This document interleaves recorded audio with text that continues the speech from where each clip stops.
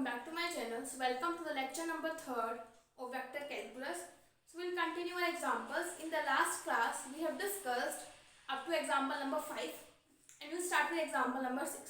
So example number 6 हम next exercise में करेंगे, वहाँ से करना उसको solve करना easy रहेगा. So यहाँ पर हम discuss करेंगे example number 7 में. जो आपका example number 6 है वो आपका example number 7 है next exercise का.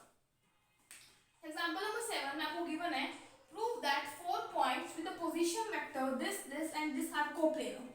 So position vector के लिए हम क्या करेंगे, हम लेट कर लेते हैं पॉइंट ए मेरे पास क्या है 4i cap plus 5j cap plus k cap. B vector है minus j cap minus k cap. C vector है 3i cap plus 9j cap plus 4k cap. D vector है 4 into minus I plus J cap plus K cap. हमने note में discuss किया था जब हमने volume of tetrahedral find out किया था.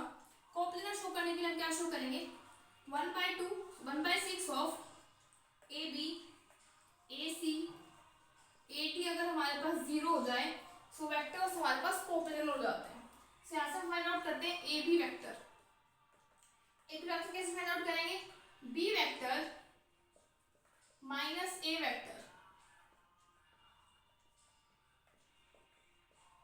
से आ जाएगा minus 4i cap minus 6j cap minus K that is minus 2k cap. Next will find out A C vector that is C vector minus of A vector.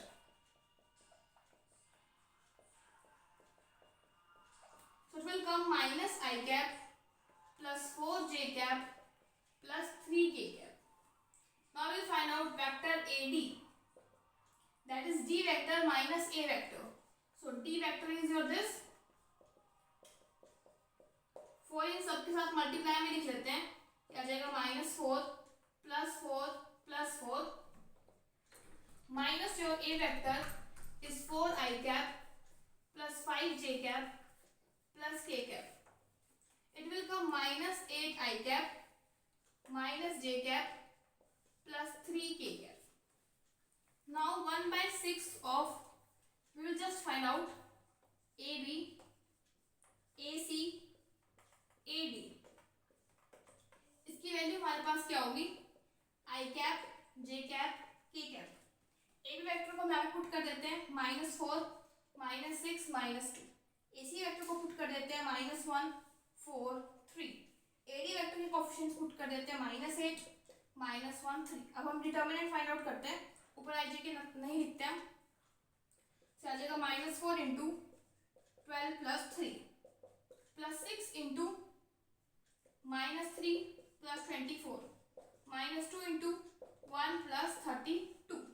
तो 12 plus 3 is 15 -4 6 into 21 -2 into 33. तो आ जाएगा -60 plus 126 -66 that is equal to 0. Hence these vectors are coplanar. We can see these points are coplanar. Next we have example number 8, one part, that is we have to show scalar triple product of a vector, b vector, c plus d vector is equal to this. So पहले scalar triple product find out करते हैं. इसको हम लिखेंगे a cross b dot c plus d.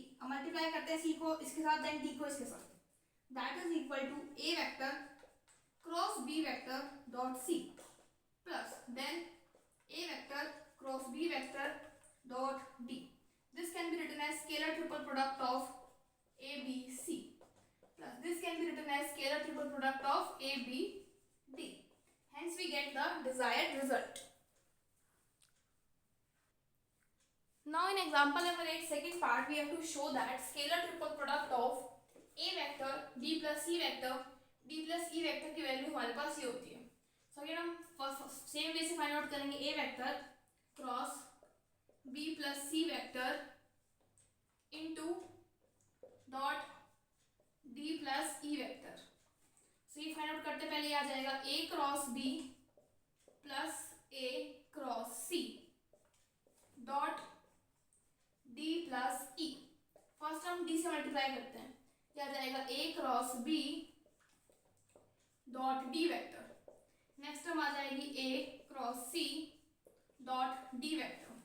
उससे next term आ जाएगी a cross b dot e vector. Next term आ जाएगी a cross c dot e vector. तो उसको हम स्केलर ट्रिपल प्रोडक्ट में लिखेंगे a vector b vector d vector. Next हमको लिखेंगे a vector c vector d vector. Next हमको लिखेंगे a vector d vector e vector. Next हमको a vector c vector e vector. Hence we get our desired result. Now we have example number 9. It is given to you that a vector हमारे पास ये है, b vector ये है, c vector ये है और ये नॉन कोप्लेनर है and this is equal to 0 and you have to show that ABC की वैल्यू क्या है -1। अगर a vector b vector c vector non coplanar है then इनका scalar triple product not equal to 0 आएगा। तो इनका scalar triple product find out करते हैं। That is equal to determinant form में लिखते हैं a वेक्टर की वैल्यू है 1 a स्क्वायर, b की है 1 b स्क्वायर, c की है 1 c स्क्वायर। नाउ हम देखिए इसका डिटरमिनेंट नॉट इक्वल टू 0 है। डिटरमिनेंट फॉर्म में लिख लेते हैं इसको, it is not equal to 0।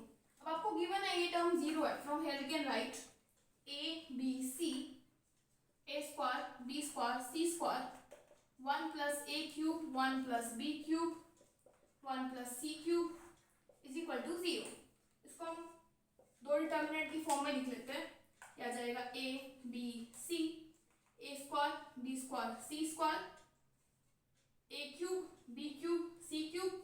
Next वाली टर्म हम लिख लेते हैं a b c a square b square c square 1 1 1।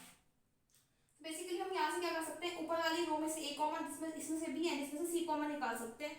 So a b c आ जाएगा, यहाँ पे रह जाएगा 1 a स्क्वायर, यहाँ पे रह जाएगा 1 b स्क्वायर, यहाँ पे 1 c एंड c स्क्वायर।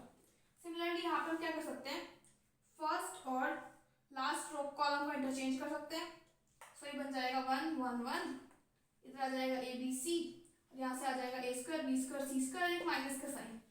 फिर इन दोनों को इंटरचेंज कर देते हैं, ये बन जाएगा प्लस एंड ये वाली कॉलम मेरे पास यहाँ पे आ जाएगा एंड ये वाला कॉलम यहाँ पे आ जाएगा।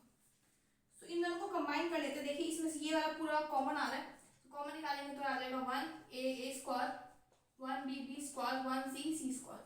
यहाँ से टर्म क्या बच रही है 1 और वहां से कॉमन बच रहा है a b c और ये इक्वल टू 0 है।